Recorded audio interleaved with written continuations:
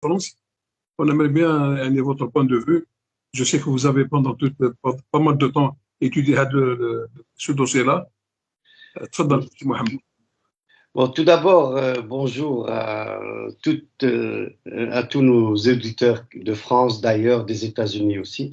Merci encore une fois pour Radio El Ghorba pour nous permettre de faire ce genre d'émission, pour nous éclairer un petit peu sur la situation qui est aujourd'hui un sujet d'actualité brûlant, cette immigration. Et j'aime beaucoup ce titre que tu as donné à cette émission, l'immigration, cette chance pour la France. Oui, l'émigration de toutes ces générations venues faire leur vie dans un nouveau pays. Elle se raconte au travers de plus d'un siècle et demi sur les sentiers et les avenues de construction de la France. Cette émigration, elle débute quand la Troisième République, traumatisée par la défaite face aux Allemands et à la guerre civile de 1871, elle décide de construire une véritable nation allant jusqu'à les fameuses 30 glorieuses après la Seconde Guerre mondiale, les 30 glorieuses 50, 60, 70 qui verront la reconstruction et l'essor économique de la France. Alors dans chaque village, chaque quartier, tout le monde doit normalement se sentir français. On verra au cours de cette émission qu'il y aura des exceptions, de la discrimination, voire même des lois spéciales pour certains. Mais ça reste, somme toute, un apport incontestable élevant une diversité à l'image de la France multiculturelle, multiculturelle, c'est-à-dire se voulant une France plurielle. Oui, la France, devenue au tournant des années 1920 le premier pays d'immigration au monde, bien devant les USA. Immigration qui sera même encadrée par une loi, celle de 1927, la loi la plus libérale qu'a connue le pays dans toute son histoire. Oui, l'histoire de l'immigration française raconte parfaitement combien elle a été et reste une formidable richesse. Les témoignages d'anciens soldats de l'armée française défendant la République, de la mémoire aux larmes de leurs grands-enfants, d'anonymes ou de célébrités, de ces médecins, ces ingénieurs, ces philosophes, ces ouvriers et petits artisans issus de cette immigration sont d'inoubliables éléments de cette toile tissant la trame de l'étoffe sociétale, même si parfois on sent qu'ils sont les oubliés de la République, malgré leurs sacrifices et ceux de leurs aïeux à défendre Verdun et Monte Cassino. Les images d'archives exposent bien comment, dès la fin du XIXe siècle, les discours de xénophobie auront une causalité sur les immigrations suivantes. Venez, vous qui êtes à l'écoute, venez, essayons de déchiffrer, défricher et déchiffrer les racines de cette immigration, cette chance pour la France. Alors permets-moi, Nordine, encore une petite indulgence pour cette introduction. La colonisation qui a donné le meilleur de ses hommes pour libérer la France durant les deux guerres mondiales, sans pour autant être reconnue. Savez-vous qu'on leur interdira de parader sur les Champs-Élysées, voire même leur interdire parfois de paraître dans le centre des grandes villes, fêtant la libération? Et bien sûr, les massacres qui vont suivre lorsqu'ils rentrent chez eux et demandent leurs droits. On se souvient de Guelma, Kherata, Sétif de 1945, mais ce massacre ne s'arrête pas à 1945, il va continuer pendant un an. Mais qui se souvient aussi au Sénégal le massacre des tirailleurs de Tiraoué? Ça rentre dans la mémoire, ça devrait, pardon, rentrer dans la mémoire collective. Oui, on est en 1944, c'est les tirailleurs sénégalais, ils sont 1600, ils rentrent chez eux. Pourtant, c'était pour la plupart aussi des anciens prisonniers qui ont souffert dans les geôles allemandes, qui avaient participé au combat sanglant de 1940. Les voilà rassemblés à Tirawa en 1944. C'était un 1er décembre, 2 semaines après leur arrivée dans les camps, et alors qu'ils réclamaient le paiement de leurs arriérés, de soldes et diverses primes pour les indemnités de combat, les forces coloniales leur ont tiré dessus.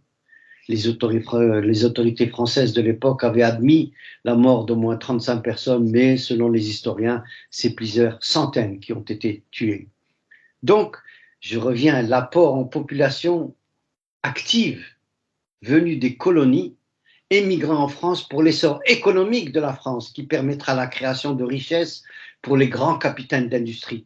de construction, les grands propriétaires agricoles.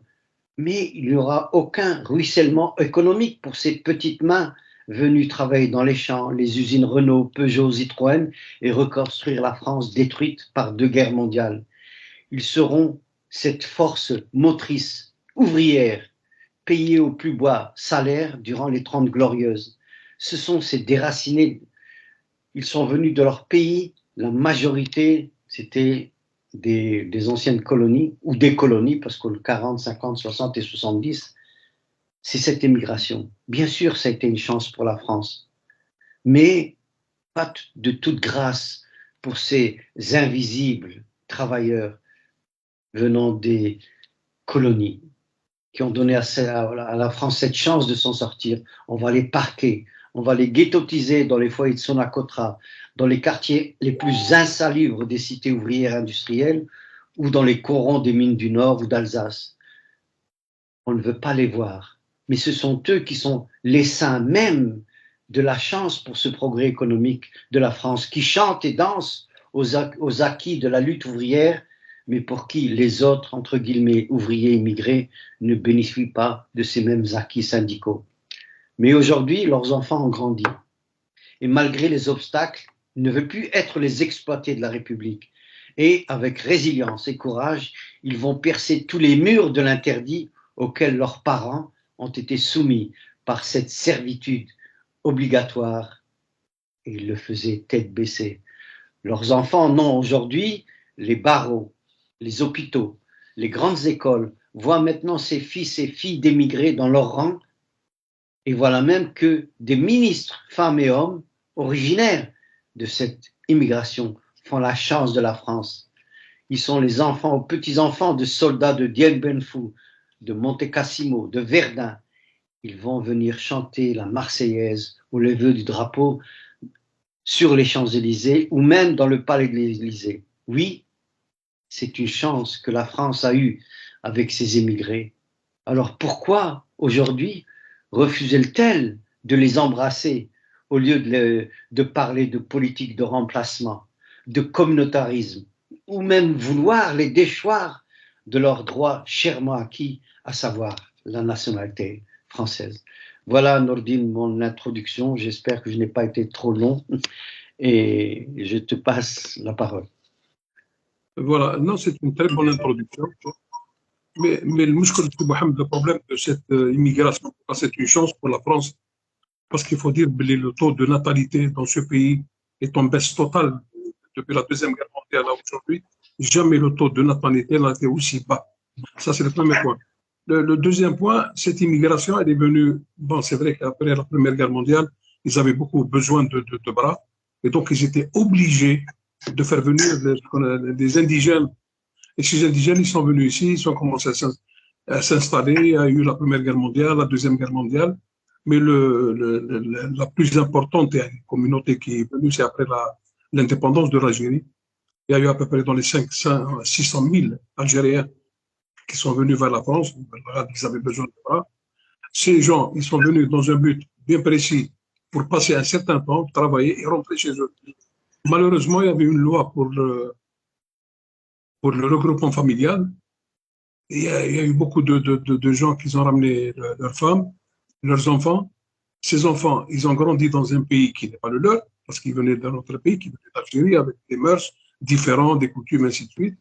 Ces jeunes ont grandi et ils étaient obligés que les autres les acceptent. Le racisme ici en France, il a commencé bien avant. En 1881, à Aigues-Mortes, du côté de Nîmes, il y a eu un massacre d'Italiens. Les gens couraient derrière les Italiens avec des gourdins. En 1895, ici à Marseille, les Italiens ne pouvaient pas sortir librement dans les rues. Qu'est-ce qu'on disait? On disait que ces gens-là, c'est des ritards, c'est des machins, interdits aux chiens, aux Italiens. Et on acceptait. Mais le véritable, lorsque Giscard d'Estaing a pris le pouvoir, il y avait des ministres racistes, il faut le dire haut et fort. Et c'est là qu'ils ont commencé, qu'il y avait un problème.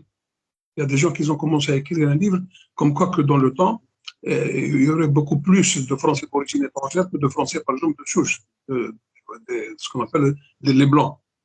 Et ça les a complètement. Et c'est depuis ce jour-là que ça a commencé vraiment la véritable chasse, je dirais, à l'immigration. Malheureusement, il y avait une maire en France à Dreux, Gaspard, qui a fait un travail formidable en 83 aux élections municipales de 83. Elle a gagné la mairie de Dreux avec 8 points d'avance. Et quand elle a gagné ces 8 points d'avance, elle a été insultée, on l'a traité de tout, qu'elle était proche des Arabes, qu'elle était proche de... Et c'est là que il y a eu aussi l'arrivée de Mitterrand au pouvoir, qui a autorisé, ils ont changé la loi, que les étrangers pouvaient créer leur propre association. Et il y a eu des associations qui se sont créées. Mais le véritable travail qui a été fait par ces jeunes immigrés qui voulaient l'égalité des droits, c'était le départ de Marseille en 83, il me semble, de monter vers Paris.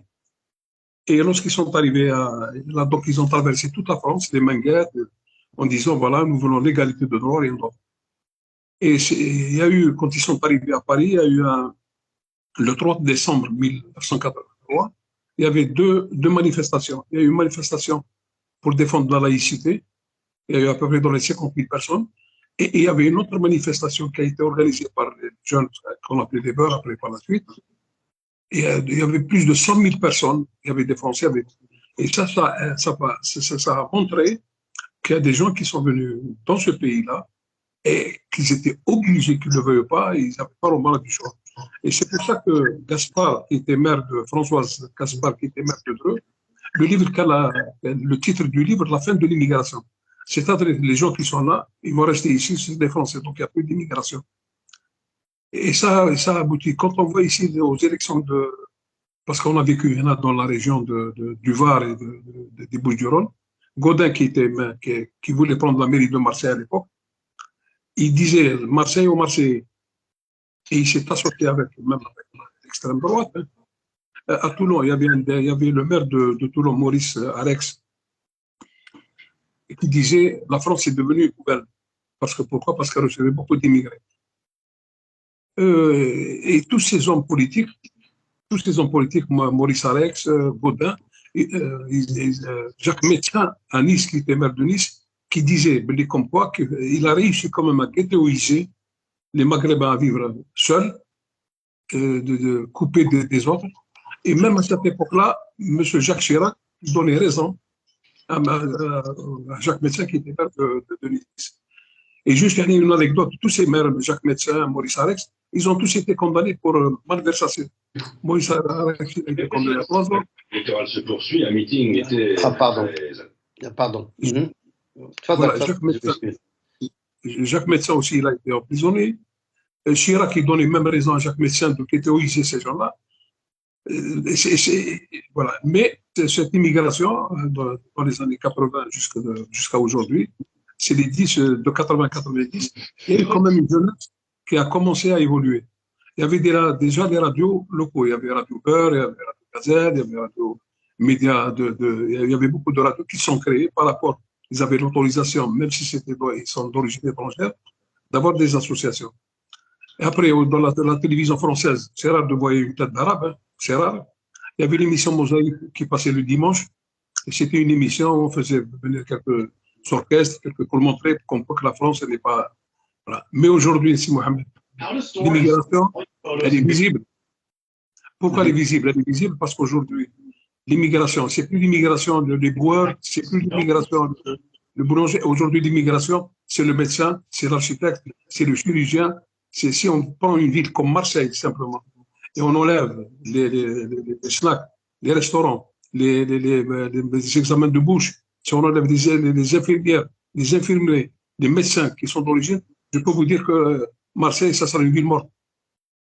Voilà, je vous laisse la suite, si Mohamed, si vous voulez dire quelque chose. Non, c'est-à-dire que tu as vraiment pris tout l'éventail des problèmes auxquels l'immigration est confrontée.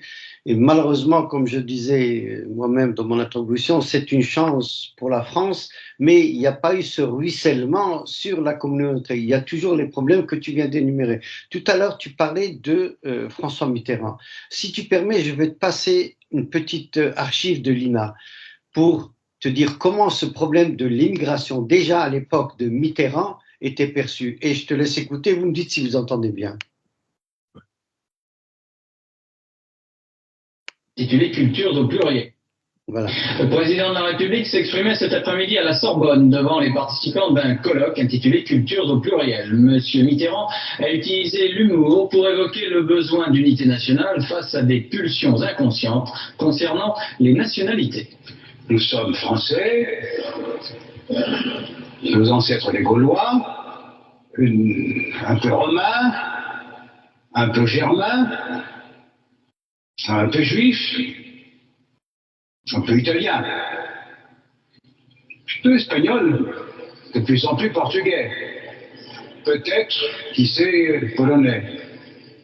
Et je me demande si déjà nous ne sommes pas un peu arabes. Je reconnais que voici une phrase imprudente. C'est celle-là qui sera épinglée. Et qui incitera à dire, vous voyez bien. D'ailleurs, c'est le président de la République qui l'a dit.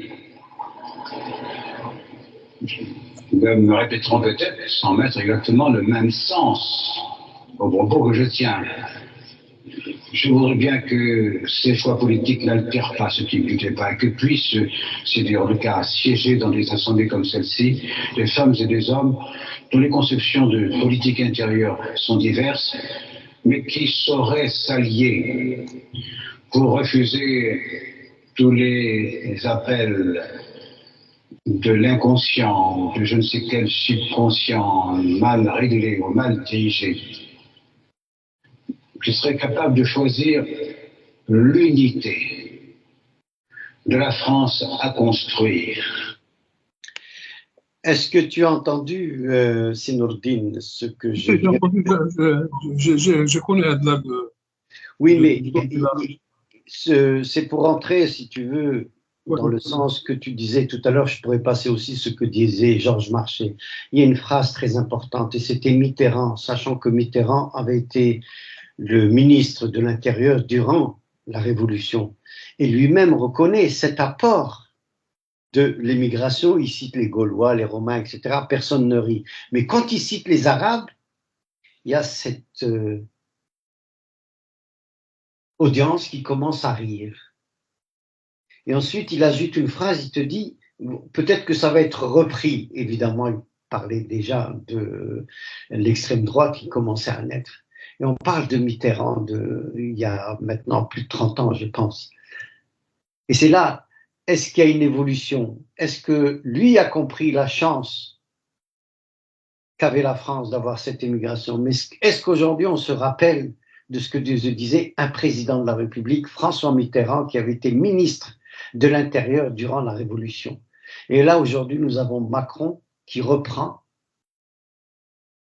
les, entre guillemets, les thèses ou les programmes politiques pour se faire réélire, et pour faire élire, malgré que la gauche avait une majorité, un Barnier comme Premier ministre, et puis, tu sais, je ne vais même pas citer son nom, celle qui est président à l'Assemblée, au perchoir de l'Assemblée française. Et c'est pour ça que j'interpelle encore, Nordine, si tu peux encore reprendre ce que tu disais, en donnant plus d'éléments sur ces hommes politiques français qui refusent de voir la chance qui leur a été offerte par leur émigration, pour servir de chair à canon pendant les 2 premières guerres mondiales, et 2, pour reconstruire ce pays dans les années glorieuses, 50, 60 et 70, et dont aujourd'hui on veut déchoir les enfants de la nationalité française, alors qu'ils sont la matrice même, encore aujourd'hui, qu'on dise, de l'économie de la France. Je te repasse la parole. C'est Mohamed, moi je pense que c'est les jeux, ils sont déjà. On ne peut pas revenir en arrière.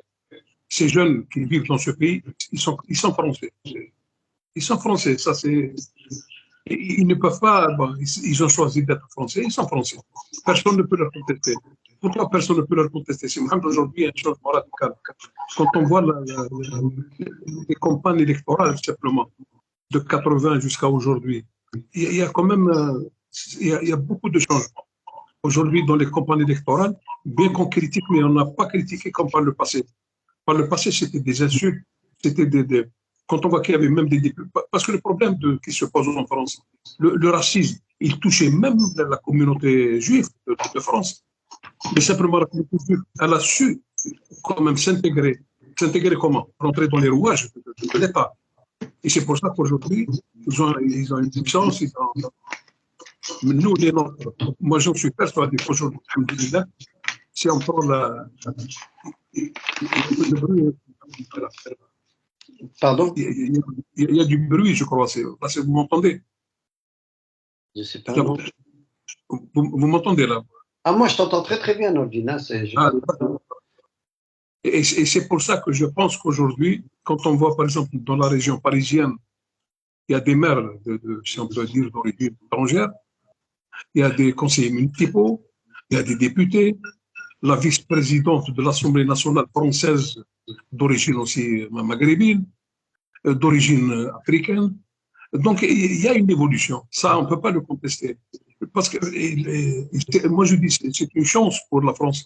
S'il y a des retraités français qui nous écoutent, si les jeunes français demain il n'y aura pas tous ces jeunes-là, il n'y aura pas de source d'argent qui doivent rentrer pour payer les charges sociales, pour payer les retraités, pour payer. Donc c'est une double chance pour la France. Maintenant pour la déchéance de la nationalité française. Là, c'est vrai qu'en ce moment, au bout de 4-5 ans, je crois qu'ils ont déchu une trentaine des Maghrébins d'origine nationale. Mais pour déchoir quelqu'un de la nationalité française, il faut qu'il ait la preuve comme quoi qu'il est contre ce pays. Il faut la preuve comme quoi qu'il a coopéré avec un pays étranger qui est en guerre contre la France. Donc moi, je dirais, les 4000 Français de double nationalité israélo et de France, on les appelle comment? Est-ce qu'ils vont être déchus de leur nationalité? Donc, c'est des coups de communication. Parce que pour déchoir quelqu'un, c'est quand même très difficile, c'est pas facile. Voilà, donc ils profitent au moins de l'occasion, c'est pour faire un peu peur aux gens, mais les jeunes, ils sont chez eux. Leurs parents ont combattu pour que ce pays soit libéré. On revient à 11 novembre, tous les cimetières de France, où il y a des carrés où sont enterrés des soldats français qui sont morts pour la France, il n'y a pas un carré où il n'y a pas des musulmans dans ce carré-là. Tous les cimetières, je dis bien, tous les cimetières de France. Tout à l'heure, tu parlais des Sénégalais. Aujourd'hui, c'est la commémoration du massacre qui a été perpétré par l'armée française. Normalement, M. Macron devait assister. Bon, il n'a pas voulu y aller, bon, c'est vrai avec tout ce qui se passe en France, mais le ministre des Affaires étrangères, il est présent. Parce que le Sénégal, aujourd'hui, a décidé quand même de s'épanouir, de profiter de sa libération de toutes de la France, et qu'on ne veut pas. Voilà, c'est pour ça que je dis que l'immigration, c'est une chance pour la France. Le taux de fécondité de la femme française il est au plus bas. Les gens ne font plus d'enfants. Ça, c'est plus que sûr. Même les gens de chez nous ne font pas aussi d'enfants que par le passé. Mais ils ont besoin de cette immigration. Et l'immigration, c'est une chance.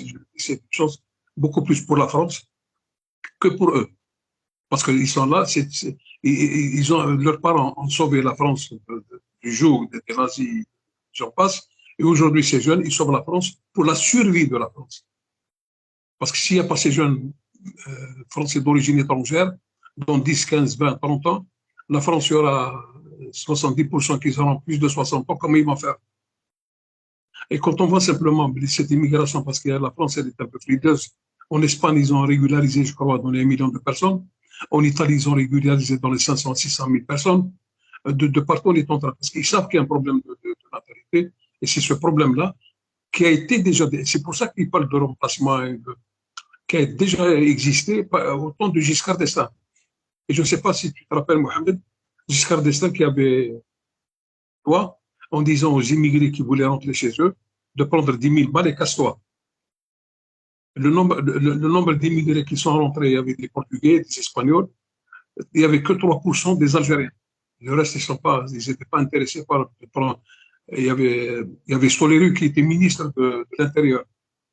Il y avait Bonnet qui était ministre non, Stoleri qui était ministre d'immigration, Bonnet qui était ministre de l'Intérieur. Et ils ont voulu à chaque fois, mais peut-être si Giscard a été élu président en 81, qu'il y aurait pas mal de choses, ça c'est sûr et certain. Bon, l'arrivée de la gauche a changé complètement. Tout à l'heure, tu parlais de marché. N'oublions pas que le Parti communiste de ce marché, ils ont envoyé des bulldozers pour sortir des gens qui habitaient dans des foyers. Donc chacun a sa part de responsabilité. On parle beaucoup de Jacques Chirac parce que le coup qu'il a fait à Jérusalem, en disant les complots, ben, c'est vrai qu'il n'a pas voulu faire de la guerre avec l'Irak. Mais il ne faut pas oublier Jacques Chirac aussi, des propos qu'il tenait. Il disait quand on va dans un immeuble qui a des Africains, des odeurs, des fois ça peut encombrer, ça peut gêner les autres occupants. Donc, bon, c'est vrai que bon, mais je pense que l'immigration, elle existe. Ils sont français. Ici à Marseille, si on comprend le nombre simplement d'infirmières et d'infirmiers, je vous Allah, c'est quelque chose d'extraordinaire. Si on prend le nombre de médecins qu'il y a dans les hôpitaux, l'immigration, je pense que c'est un barreau d'honneur. Un barreau d'honneur. Il y a le Front National. Même le Front National n'utilise plus les propos qui ont été utilisés par Jean-Marie Le Pen. تفضل سي محمد.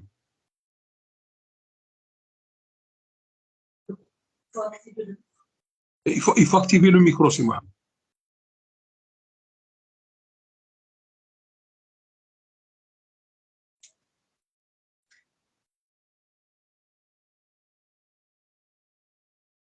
Allô, est-ce que c'est fait à partir de chez vous? C'est mieux maintenant?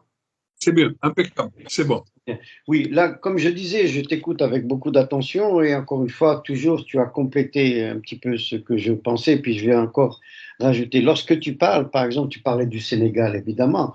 Les Sénégalais veulent se libérer de ce joug néocolonialiste. D'ailleurs, je ne sais pas si tu as vu dernièrement, le Sénégal se joint au Mali, se joint à la Mauritanie, etc., pour que les troupes se retirent de chez eux. Ça, c'est venant du Sénégal, c'est quand même, il y a une évolution dans les idées vers cette indépendance et vers le rejet du néocolonialisme avec le franc CFA, etc. Bon, c'est peut-être pas le sujet d'aujourd'hui, mais je continue sur cette immigration dont on est en train de parler. Tu parlais des médecins. Les services d'urgence de la région parisienne, 38% des médecins, les urgentistes, dans les hôpitaux parisiens, 38% ce sont des Algériens. Je dis bien des Algériens. Ça, c'est des chiffres de l'INSEE, c'est pas moi. Les EHPAD, 79%, ce sont des personnes du Maghreb, pas seulement des Algériens, des Marocains, des Tunisiennes, des Algériennes. Donc, encore une fois, cette chance qu'a la France pour soigner son peuple. On accepte de donner son fils ou sa fille à être soigné par Mohamed Ali ou Al-Ibrahim, mais d'un autre côté, on ne veut pas les reconnaître. Comme tu disais de juste titre, Jacques Chirac, tu as cité cette malheureuse chose qu'il a dit en ce qui concerne les odeurs dans les bâtiments africains. Moi, je reprends des exemples de Sarkozy. Il a dit qu'il faut les attaquer au Karcher. C'est encore une fois, ils ont la chance d'avoir cette immigration pour soigner leurs malades, mais d'un autre côté, les oubliés de la République, au lieu de les aider à s'en sortir, non, on les enfonce encore plus en les mettant dans des ghettos, etc. Et je terminerai en disant, je ne sais plus qui a dit, je crois que c'est aussi un président, je ne sais pas si c'est moi, qui a dit, on ne peut pas accueillir toute la misère du monde. C'est Michel Rocard. Je connais. Non, Michel Rocard qui a tenu, on ne peut pas accueillir toute la misère du monde. C'est Michel Rocard. Mais lorsqu'il a tenu ses propos, il faut quand même lui rendre un grand hommage. Le revenu minimum d'insertion, c'est lui qui l'a créé. En 87. Oui. Il a dit que la France seule ne peut pas prendre toute la seule.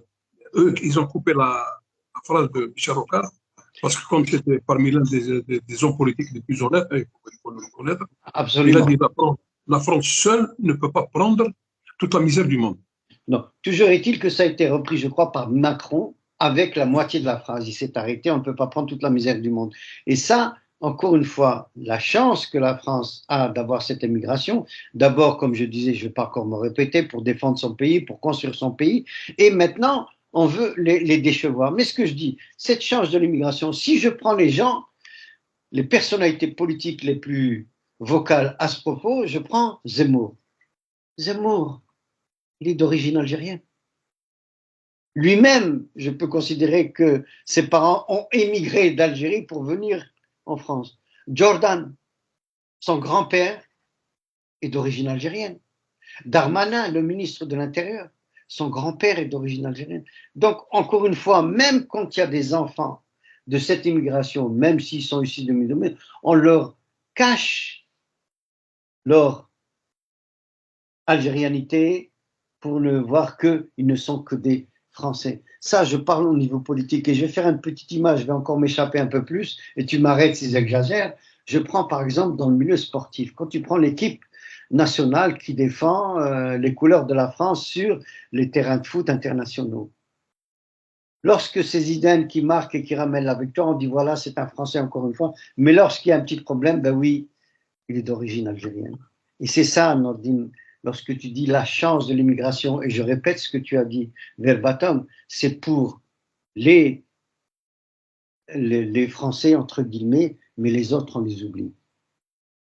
Ceux qui ont fait la France, on les oublie. Ces enfants de la République, dont les parents sont morts à Verdun, à Monte Cassino, à Dien Bien Phu, on les oublie. Et c'est là où moi je dis oui, la chance de l'immigration. Mais je voudrais que cette chance de l'immigration qui a été donnée à la France ruisselle sur leurs enfants. Et là, je pense, Nordine, que je suis très, très attitré. Bien que l'immigration, c'est une chance pour la France, moi je me dis, mais aujourd'hui, lorsque je vois sur le terrain politique la manière dont cette chance, entre guillemets, est exprimée, ça me chagrine. Moi-même, je suis un enfant d'immigrés. Moi-même, j'ai vu mon père baisser la tête, se baisser à la servitude pour pouvoir mettre du pain sur la table. Mes frères et sœurs, et comme beaucoup d'autres Algériens, on n'a pas voulu accepter ça. On a essayé de percer ces murs de racisme et ces murs de la xénophobie. Le résultat, c'est quoi? C'est que moi, aujourd'hui, je suis aux États-Unis. Je ne suis pas venu aux États-Unis après mes études universitaires de gaieté de cœur. On m'a poussé à quitter la France. On m'a poussé à la quitter. C'est le racisme qui m'a poussé. Et c'est pour ça que je dis l'immigration. Oui, encore une fois, je répète, c'est une chance pour la France. Mais quelle France? Pas pour ceux qui l'ont construite. Même je parlais tout à l'heure des lois syndicales, toutes ces bien acquis syndicaux, lorsqu'ils ont été donnés aux ouvriers français, eh bien, les pauvres petits ouvriers qui venaient d'Algérie, du Maroc, de Tunisie ou du Sénégal, on leur volé ces droits syndicaux. Et les syndicats ne les ont pas défendus. Alors, cette chance de l'immigration, moi, je voudrais qu'on la chante, mais qu'on voudrait qu'on la chante avec les propres notes de cette harmonie. Je suis pour une France plurielle, je suis pour une France multiculturelle, mais donnez-leur la chance de s'exprimer. Oui, il y a eu des ministres. Oui, maintenant, il y a des avocats qui sont des barons du barreau de la jurisprudence en France. Mais ça reste, comment dirais-je, c'est peut-être l'arbre qui cache la forêt.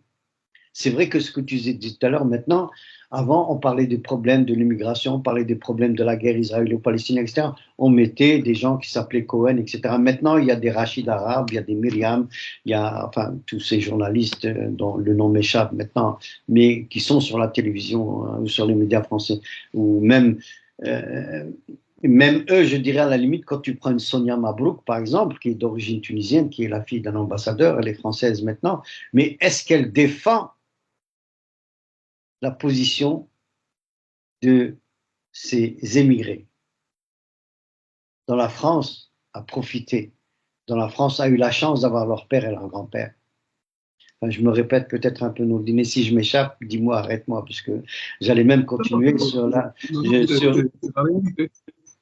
J'allais même continuer, par exemple, dans les arts. Tu prends, par exemple, Jamel Debbouze, tu prends Khaled, tu prends Chimène, tu prends Imen, tous ces chanteurs, etc., qui maintenant, même des acteurs comme Ramzi, etc.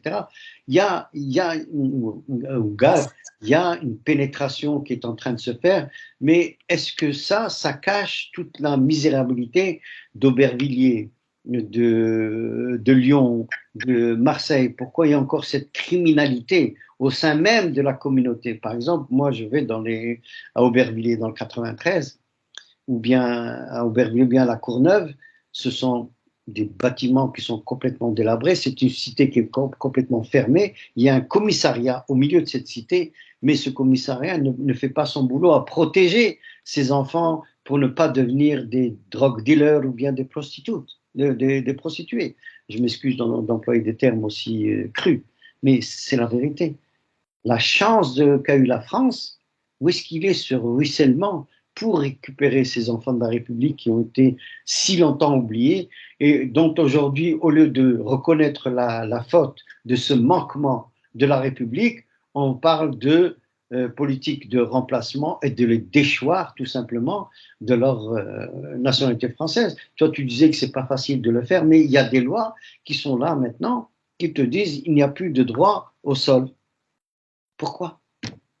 Allez, c'est ça, tu vois, où je me dis, où s'arrête cette chance de l'immigration pour la France? Est-ce qu'il n'y a pas une injustice viscérale? Et je m'excuse encore une fois, peut-être que c'est peut-être pas dans les sillons du sujet qu'on aurait voulu discuter, mais ça me vient à l'esprit, je ne peux pas le cacher. Pardon. Non, c'est normal que. Mais je pense quand même qu'il y a une évolution. Je ne sais pas si vous vous rappelez en 80 ou 82, la chanson de Rachid Taha, La douce France. La France de mon enfance. Mm-hmm. Oui, je m'en rappelle, mais encore une fois, je ne vais pas rester dans l'humour noir, mais une hirondelle ne fait pas le printemps. Une chanson qu'il a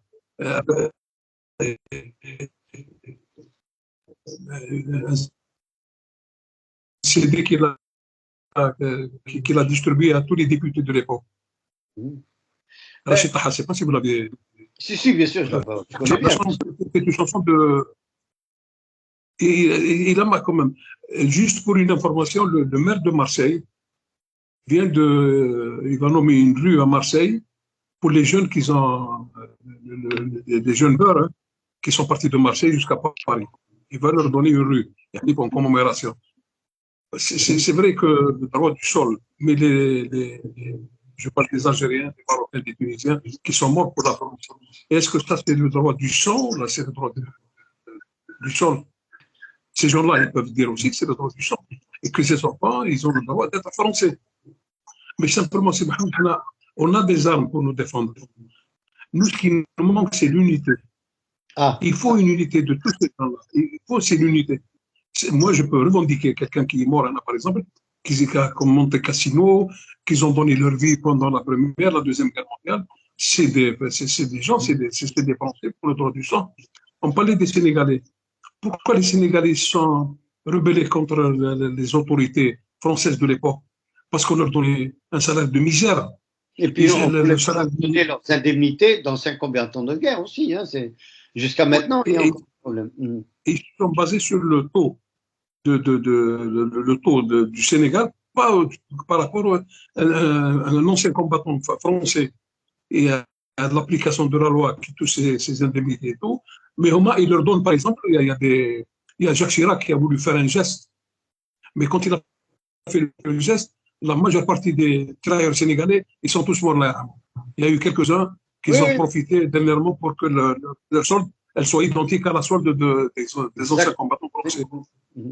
Mais ces gens-là, c'est des Français, ils ont leur sang, il est dans de toute l'Europe.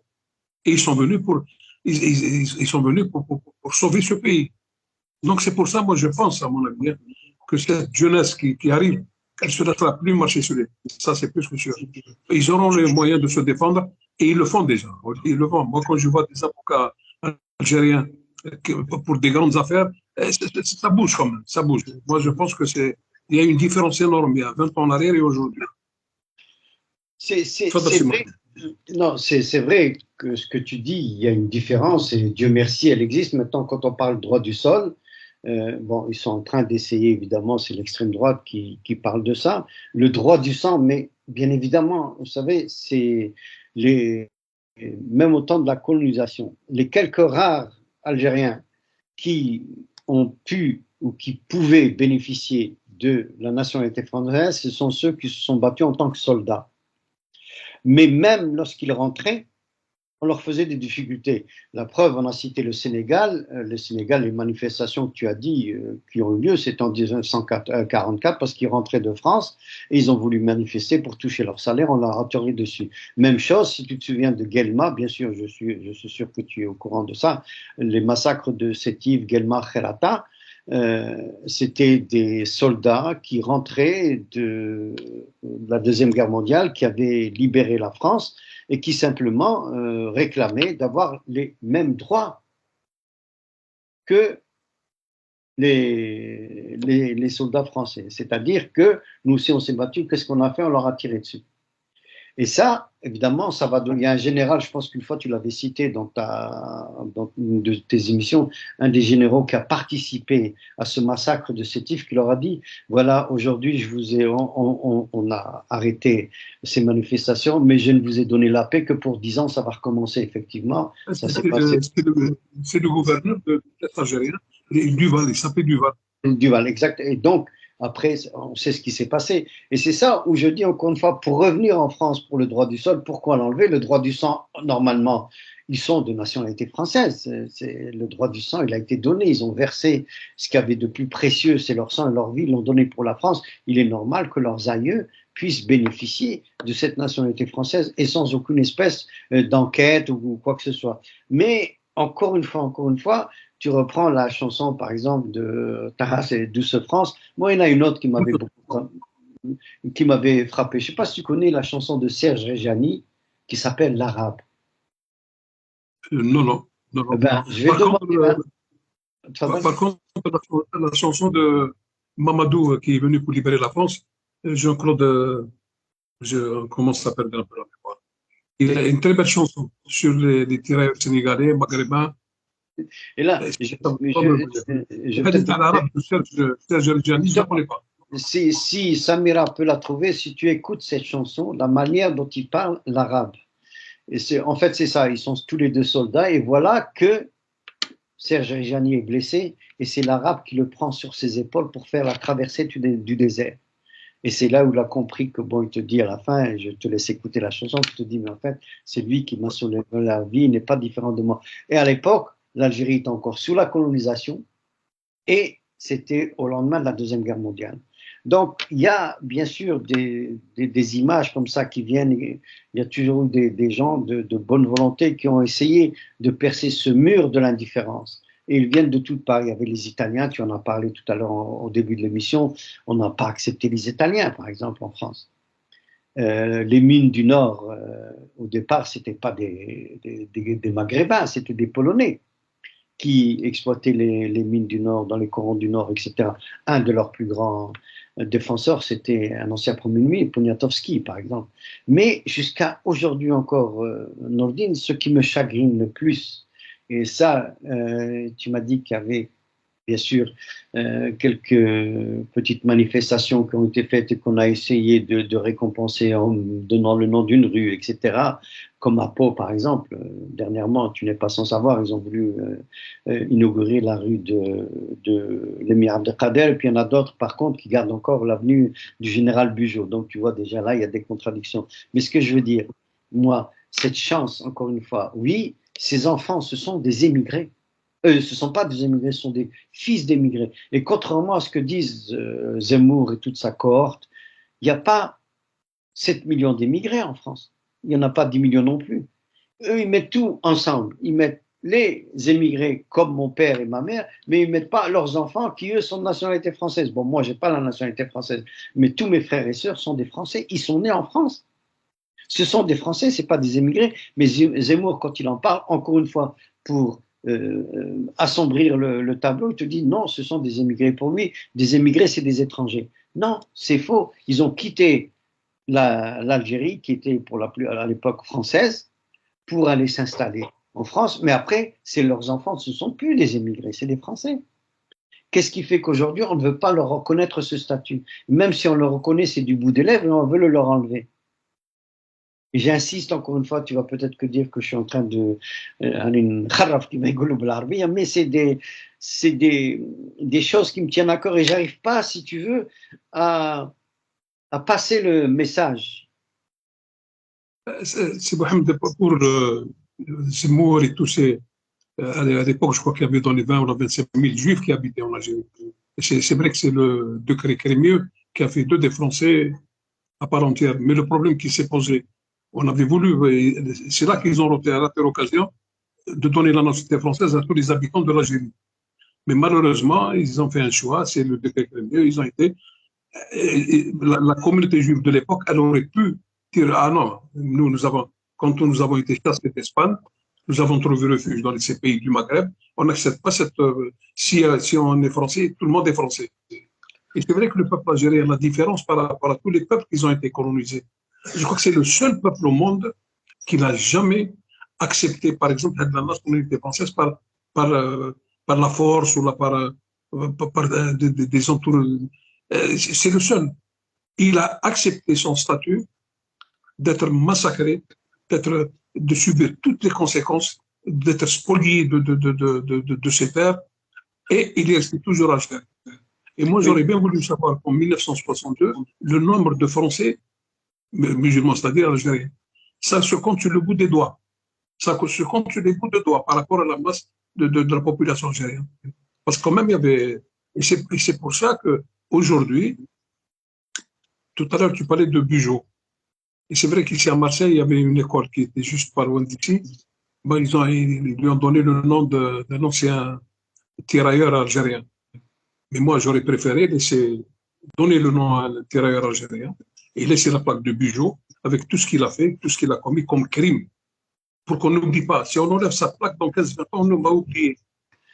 Et je te donne juste un exemple. C'est Mohamed, il y a un jeune Comorien qui est mort il y a 25 ans, qui a été assassiné par des colleurs d'affiches du Front National. Il est enterré à Marseille, dans une tombe, et la tombe, peut-être qu'elle a même disparu. C'est vrai qu'on n'a pas cette mentalité de ne pas oublier, de commémorer ces gens-là. Parce qu'ils me disent que et ça, on ne l'a pas. Il faut que ces jeunes tout s'approprient de l'histoire pour savoir d'où ils viennent, qu'est-ce qu'ils ont fait, qu'est-ce qu'ils n'ont pas fait, ainsi de suite. Mais j'ai un grand espoir. Il y a beaucoup de jeunes maintenant qui commencent à s'intéresser à l'histoire. Ça, c'est sûr et certain. Je vois pas mal de jeunes qui viennent, qui posent des questions, qui voulaient savoir comment ça s'est passé, parce qu'ils ne connaissent rien. Même le peuple français, j'en suis persuadé, si demain, ils vont savoir qu'est-ce qui s'est passé réellement, ils vont changer de regard vis-à-vis de ces étrangers qui ne leur ressemblent pas. Bien. Bien, là, je voudrais répondre un petit peu sur deux points. Le premier, c'est de la loi Crémieux, cette fameuse nationalité française, et puis ensuite sur la mémoire pour mieux connaître son histoire, et de là à faire une unité de ces enfants d'immigrés pour se battre sur le terrain politique. Alors, pour la loi Crémieux, effectivement, en 1872, Crémieux a fait ça, et c'était pourquoi? C'était pour dissocier les juifs et les musulmans en Algérie pour s'en faire des alliés, alors que les juifs et les musulmans en Algérie ont toujours vécu pendant des siècles en bonne entente.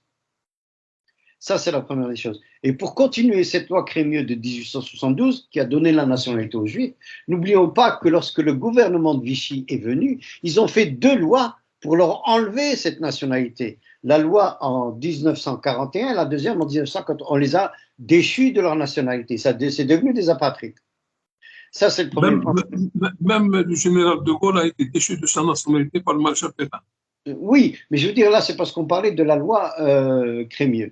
Et, bon, encore une fois, il ne faut pas oublier que le siège de la République française pendant la Résistance, c'était Alger. C'était Alger. Et le deuxième point que je voulais encore une fois soulever, c'est qu'il y a la mémoire. Et c'est toujours toi, et tu l'as dit à plusieurs reprises durant plusieurs de nos émissions, et je te cite à chaque fois, c'est qu'un peuple sans mémoire est un peuple sans avenir. Sans avenir, et il est appelé à mourir. Et cette mémoire doit être développée. Comment? Elle doit commencer par nous déjà.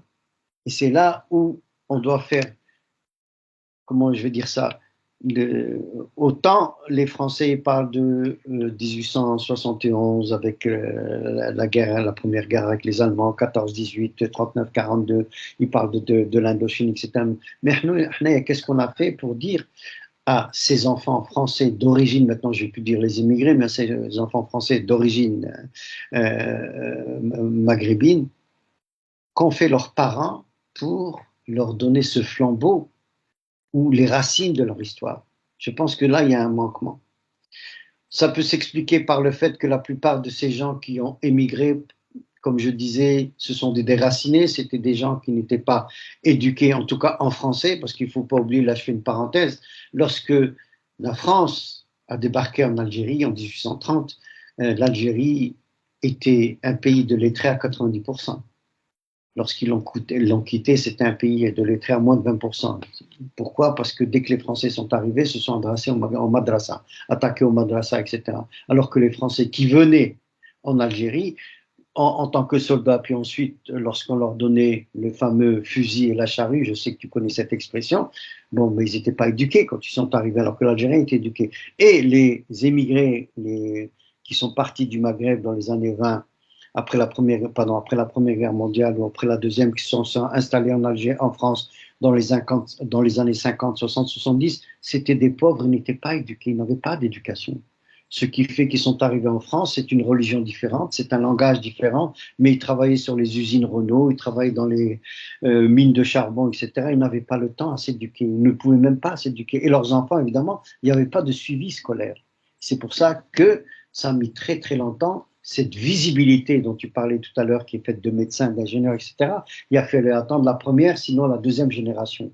Mais encore une fois, cette mémoire, elle doit se faire. Et évidemment, il faut qu'il y ait une unité de ces enfants-là, non pas pour réclamer leurs droits, parce qu'ils sont français. Ils sont français, peut-être d'origine maghrébine, mais ils sont français. Mais cette unité, elle doit se faire comme il y a eu l'unité qui a été faite avec les Français d'origine italienne, avec les Français d'origine espagnole, avec les Français qui venaient du Sénégal, etc. Ils sont beaucoup plus organisés que nous. La question, c'est, pour moi en tout cas, il y a cet éveil civique qui doit se faire en se disant, mais nous sommes des enfants de la République française, peut-être d'origine algérienne, marocaine, tunisienne ou autre, mais il faut qu'on arrête de pleurer sur notre sort et de dire c'est la faute de l'autre. On a donné la chance à la France, cette immigration c'est une chance pour la France, maintenant il faut donner la chance à ces Français d'origine maghrébine pour aller se battre sur les champs politiques. Je sais que c'est en train de se faire, mais le résultat pour moi est encore un peu léger par rapport à la nécessité, si tu veux, et à l'urgence de cet éveil politique. Quand tu vois des Zemmour, des Jordan, même des gens maintenant, bon, je ne voulais pas parler de ça, mais je peux même des Algériens qui sont qui sont des nouveaux citoyens. Je parle de Daoud, par exemple, qui est citoyen français depuis 3 ans, ou alors Sansal, qui est citoyen français depuis 1 an, et qui sont plus royalistes que le roi, et tu sais quels sont les dégâts qui sont en train d'être faits par ces gens-là. Mais il ne faut pas leur laisser le vacuum, il ne faut pas leur laisser le terrain libre. C'est Mohamed, justement, vous avez parlé de Boualem Sansal. Moi, je pense que Boualem Sansal a rendu un grand service à l'Algérie. Comment il a rendu un grand service? Il a fait quand même que des Algériens, parce que ça touche vraiment à quelque chose de sacré, ils se mettent tous ensemble et ils oublient s'ils ont des problèmes avec le pouvoir. Au contraire, il a rendu un grand service à tous les Algériens. Il n'y a pas un Algérien, même dans les débats, dans les machins, qui n'a pas. Les gens qui critiquent le débat algérien. Mais quand on a parlé de Boualem Sansal, de suite, c'est un traître, c'est un. Donc il a pu quand même, par ce dérapage, je ne sais pas si c'est un dérapage ou pas, il a fait quand même que les Algériens puissent se retrouver autour d'un thème. Je le vois même dans le Maghreb, hier, il y avait une émission. Même les gens qui avaient l'habitude de critiquer le pouvoir. Ah, demain, donc, Boualem Sansal, je pense à mon avis, dans sa bêtise, parce que c'est un ignorant, hein, qui c'est qui connaissait Boualem Sansal? Bien, là, tu sais, Nordine, je pense que j'ai une vue un peu différente de cela. Sansal a vraiment démontré l'hypocrisie de la société française en ce qui concerne l'Algérie. Sansal a été le relais, et ce n'est pas un dérapage. Moi, quelqu'un qui va en Israël, qui revient, qui est invité sur les plateaux de télévision, que ce soit des chaînes comme BFM et CNews, mais aussi sur Antenne 2, sur la 5, etc., et qui tient le langage qu'il a tenu. Je ne pense pas qu'il a rendu service pour étoffer ou pour souder ou pour faire la fusion en Algérie. Je pense plutôt qu'il a rendu service pour un éveil chez nous, pour dire que la traîtrise n'a pas de nom. Moi, Sansal, je suis pour qu'il y ait son emprisonnement et je suis pour que l'Algérie en fasse un exemple. Parce qu'il a fait beaucoup de tort, à l'Algérie, dans son intégrité nationale, surtout que c'est quand même quelqu'un qui était au ministère de l'Industrie, c'est un polytechnicien, l'Algérie a dépensé des millions pour le former, il était un haut commissaire de l'État, et en tant que haut commissaire de l'État, il sait très bien qu'il a touché à une fibre sécuritaire qu'il ne fallait pas toucher. Et ça, c'est là où je diffère un peu. Moi, je dis, Sansal, il faut s'en occuper pour en faire un exemple. Et aussi, pas seulement un exemple pour les Algériens, parce que comme tu dis, les Algériens n'ont pas eu besoin de Sansal pour être solidaires. À chaque fois que l'Algérie a été attaquée par l'extérieur, les Algériens ont été solidaires et ont oublié leurs différences politiques avec les institutions gouvernementales. Mais là, c'est étatique, c'est les institutions de l'État qu'on est en train de toucher. On ne touche pas à l'intégrité nationale, surtout Sansal. Qui plus est, et je ne vais pas dire ça à l'encontre des frères marocains, parce que l'Algérie a accueilli des Marocains qui souffraient de, comment dirais-je, surtout Chlouha. Ils ont été en Algérie, ils ont été accueillis et on leur a dit, bon, la preuve c'est que Sansal, de père marocain et de mère algérienne, on n'a jamais fait la différence. Il a fait Polytechnique, il a travaillé comme haut cadre de l'État, donc on ne peut pas dire que chez nous, en Algérie, il y avait cette discrimination. Mais maintenant, c'est à partir du moment où il va en Israël, il est reçu à la Knesset, il va au CRIF, il parle devant le CRIF, il se fait photographier avec toutes les personnalités sionistes qui passent en France, là, on se devait d'agir à ces Nordin.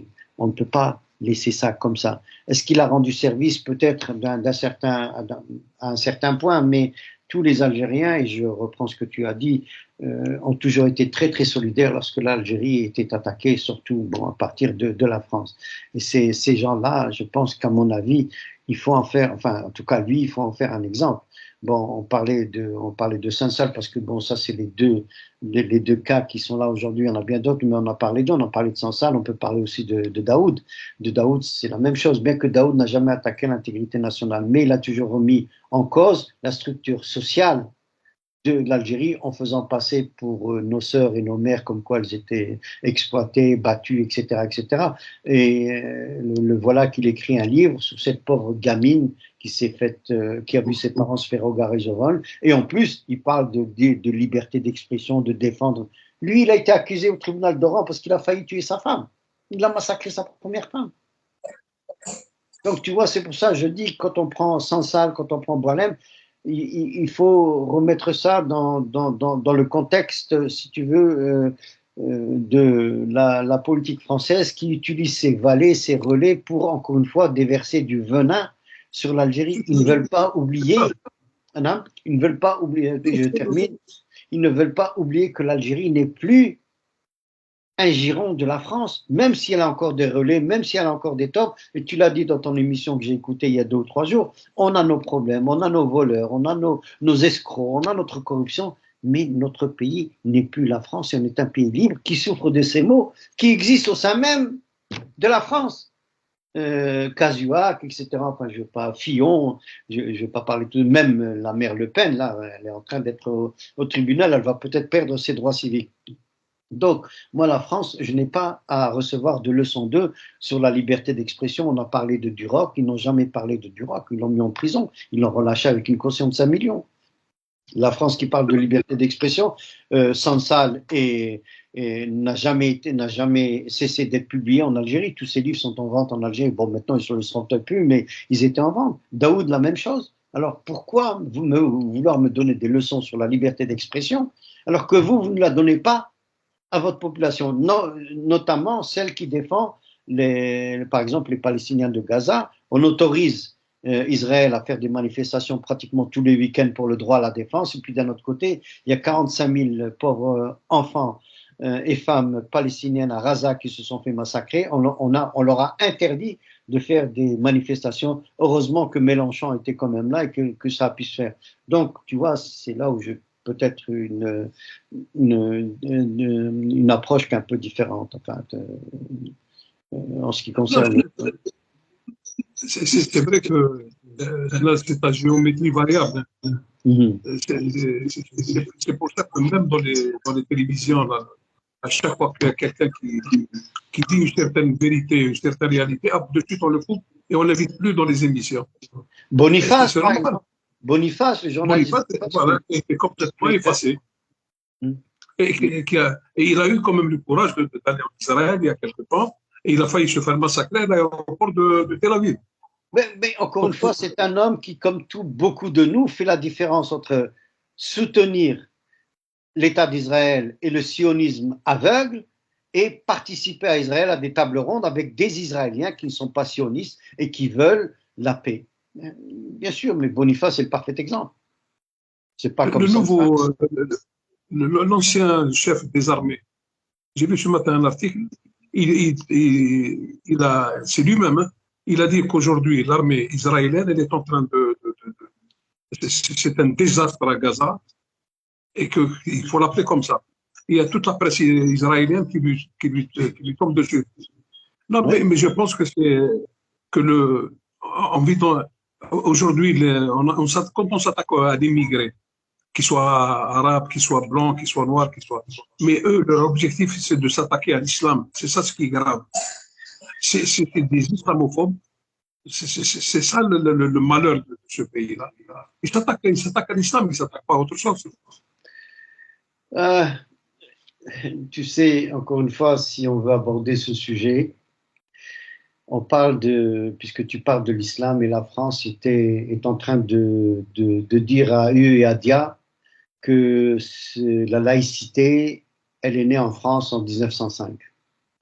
En 1905, il y a une loi, effectivement, qui est venue en France pour séparer l'Église et l'État. C'est-à-dire qu'on ne voulait plus que la religiosité de la France, cette grande sœur de l'Église, comme on aime à l'appeler, continue à s'immiscer, surtout dans la politique française au début du siècle. On voulait arrêter ça, enfin, on voulait arrêter qu'elle s'occupe de la politique française au début du siècle, parce que bon, on commençait à avoir des révolutions, des penseurs, etc. Mais cette laïcité, ils ne l'ont jamais défendue. Ils ne l'ont jamais appliquée dans le sens où elle avait été créée. Cette laïcité, ce n'est pas une loi qui interdisait la religion. Cette laïcité, la loi de 1905, c'est une loi qui permet de pratiquer ta religion à partir du moment où tu respectes les valeurs de la République et que ce ne soit pas dans les institutions publiques de la République, telles que les écoles, etc. Moi, j'ai grandi en France, j'étais dans des écoles en France, j'ai toujours vu des petits gamins qui portaient la croix. C'est un signe ostentatoire, mais on ne disait rien. Bon, à l'époque, ça passait. Là, maintenant, parce qu'il y a une petite qui vient, ou bien une femme qui vient pour aller chercher son gosse et elle porte le voile, on va pratiquement lui interdire l'accès à l'école. Ça, c'est une chose. Mais je reviens encore d'autant plus, c'est qu'il parle toujours de cette laïcité en disant que c'est une valeur républicaine. C'est faux. D'abord parce qu'elle n'est pas appliquée. Quand tu vas dans les tribunaux français, on te fait jurer sur, de dire la vérité, rien que la vérité, etc. Enfin, et puis ensuite, tu as toujours des signes de la croix. Tu as des signes ou des fêtes religieuses qui sont des fêtes nationales, Noël, etc. C'est des jours fériés payés, etc. Donc pour moi déjà la laïcité, elle a une certaine expression. Et d'autre part, on évite de dire que la laïcité est née dans un pays musulman, c'est l'Andalousie. Et celui qui a fait cette laïcité, c'est un philosophe arabe qui s'appelle Ibn Rushd. En 198, je pense qu'il a écrit le traité sur ça, justement, la foi contre la raison, la tolérance de l'intolérance. Je ne sais pas comment on dit en arabe. Mais ça aussi, il faudrait rendre à César ce qui appartient à César. Les musulmans ne sont pas contre les lois de la République. Bien au contraire, ils les respectent. Moi, j'aime beaucoup ce qu'a dit Karim Azeri, par exemple, lorsqu'il parle de ça. Mais pourquoi on ne voit que cette petite frange de ces enfants un peu perdus qui réclament à tort au travers la religion, qui se mettent comment tu appelles ça, le burqa, ça n'a rien à voir avec la religion. Pourquoi on parle que c'est 2 ou 3%? Pourquoi on ne parle pas de la majorité de la population musulmane en France qui respecte les principes d'Ibn Rushd, la foi contre la raison, et aussi, bien évidemment, la loi 1905, qui voudrait qu'elle s'applique en France pour tout le monde, y compris pour les musulmans. À ce titre, je vais te donner peut-être une petite anecdote. Moi, à un certain moment, j'habitais à Paris, dans le 12e, à Porte Dorée. Et c'était dans les années 70, et il y avait une piscine dans le 12e. Il y avait beaucoup de pieds noirs de confession juive qui habitaient dans le 12e. Et il y avait une piscine. Eh bien, dans cette piscine, il y avait 2 jours, non, pas 2 jours, il y avait 2 matinées qui étaient réservées aux femmes juives. Et il y avait qu'elles qui pouvaient rentrer. Et personne n'a trouvé à y redire dans les années 70.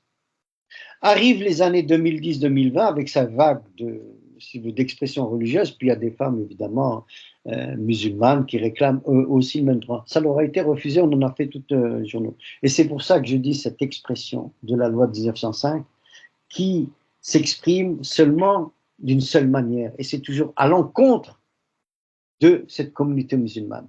Et c'est là où je reviens encore vers toi, c'est là où il faut que la communauté musulmane s'unisse pour dénoncer ce genre de choses. Je m'excuse si je suis sorti un petit peu du sujet. Si Mohamed, on a des missions à tout, on va s'appeler Inch'Allah.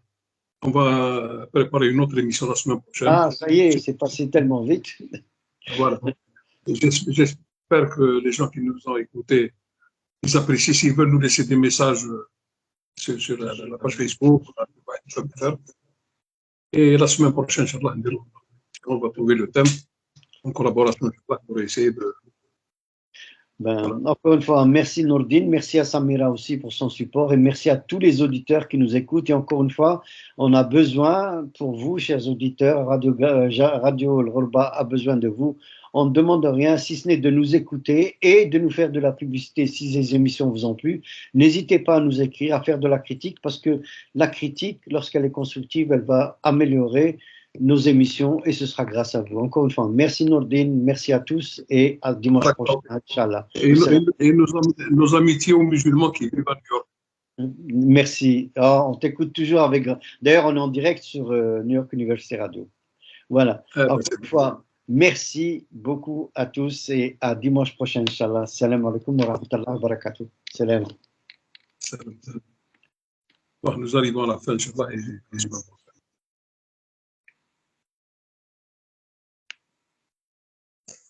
Je vais